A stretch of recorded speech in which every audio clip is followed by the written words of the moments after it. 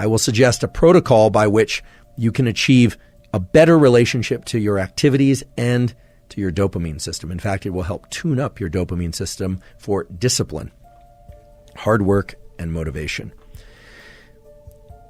Hard work is hard. Generally, most people don't like working hard. Some people do, but most people work hard in order to achieve some end goal.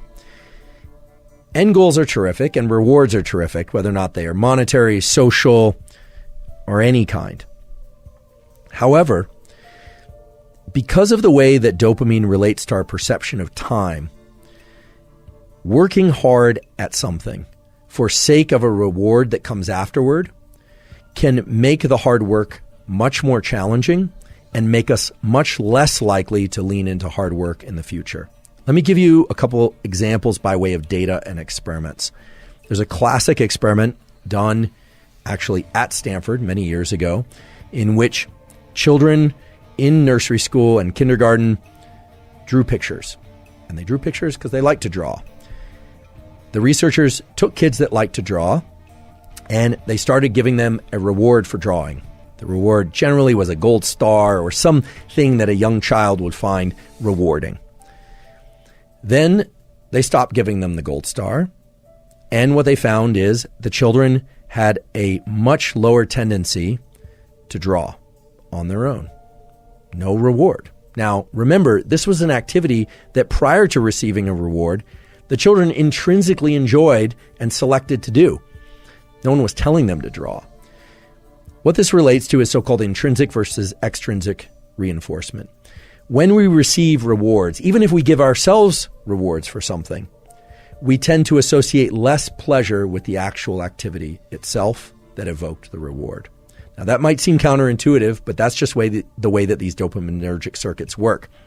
And now understanding these peaks and baselines in dopamine, which I won't review again, this should make sense. If you get a peak in dopamine from a reward, it's going to lower your baseline, and the cognitive interpretation is that you didn't really do the activity because you enjoyed the activity, you did it for the reward. Now, this doesn't mean all rewards of all kinds are bad, but it's also important to understand that dopamine controls our perception of time. When and how much dopamine we experience is the way that we carve up what we call our experience of time. When we engage in an activity, let's say school or hard work of any kind or exercise, because of the reward we are going to give ourselves or receive at the end, the trophy, the sundae, the meal, whatever it happens to be, we actually are extending the time bin over which we are analyzing or perceiving that experience. And because the reward comes at the end, we start to dissociate the neural circuits for dopamine and reward that would have normally been active during the activity. And because it all arrives at the end, over time, we have the experience of less and less pleasure from that particular activity while we're doing it. Now, this is the antithesis of growth mindset. My colleague at Stanford, Carol Dweck, as many of you know, has come up with this incredible theory and principle, and it actually goes beyond theory and principle, called growth mindset, which is this striving to be better, to be in this mindset of I'm not there yet, but striving itself is the end goal. And that, of course, delivers you to tremendous performance. It's been observed over and over and over again that people that have growth mindset, kids that have growth mindset, end up performing very well because they're focused on the effort itself. And all of us can cultivate growth mindset. The neural mechanism of cultivating growth mindset involves learning to access the rewards from effort and doing.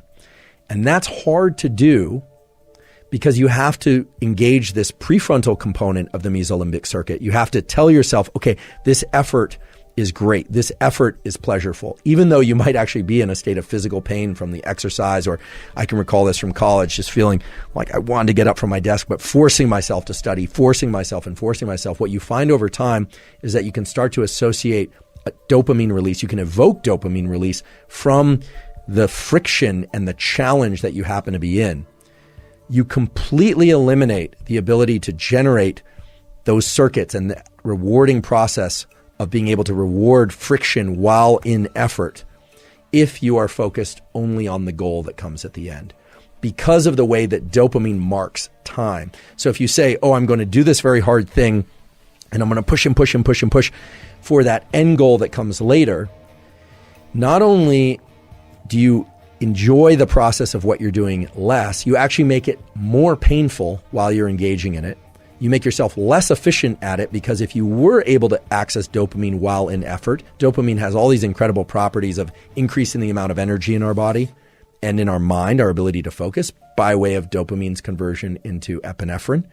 But also, you are undermining your ability to lean back into that activity the next time. The next time you need twice as much coffee and 3 times as much loud music and 4 times as much energy drink and the social connection just to get out the door in order to do the run or to study.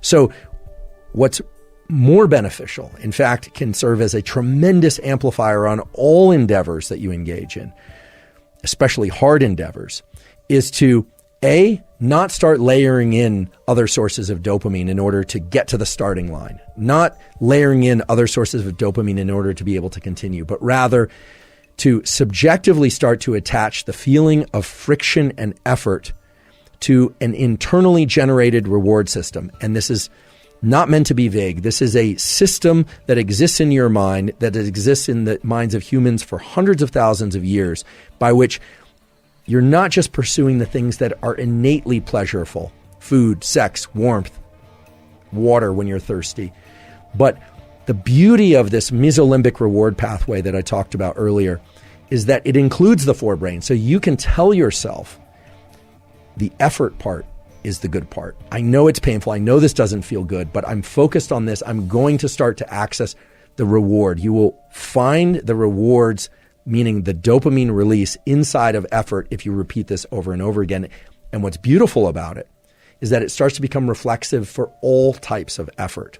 When we focus only on the trophy, only on the grade, only on the win as the reward, you undermine that entire process. So how do you do this? You do this in those moments of the most intense friction. You tell yourself, this is very painful, and because it's painful, it will evoke an increase in dopamine release later, meaning it will increase my baseline in dopamine. But you also have to tell yourself that in that moment, you are doing it by choice and you're doing it because you love it.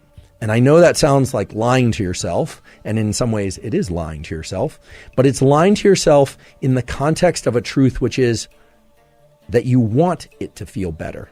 You want it to feel even pleasurable. Now, this is very far and away different from thinking about the reward that comes at the end, the hot fudge sundae for after you cross the finish line. And you can replace hot fudge sundae with whatever reward happens to be appealing to you. We revere people who are capable of doing what I'm describing.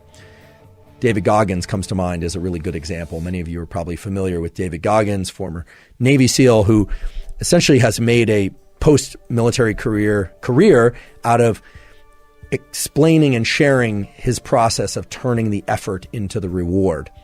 There are many other examples of this too, of course. Throughout evolutionary history, there's no question that we revered people who were willing to go out and forage and hunt and gather and caretake in ways that other members of our species probably found exhausting and probably would have preferred to just put their feet up or soak them in a cool stream rather than continue to forage. The ability to access this pleasure from effort aspect of our dopaminergic circuitry is without question the most powerful aspect of dopamine and our biology of dopamine. And the beautiful thing is it's accessible to all of us. But just to highlight the things that can interfere with and prevent you from getting dopamine release from effort itself, don't spike dopamine prior to engaging in effort. And don't spike dopamine after engaging in effort. Learn to spike your dopamine from effort itself.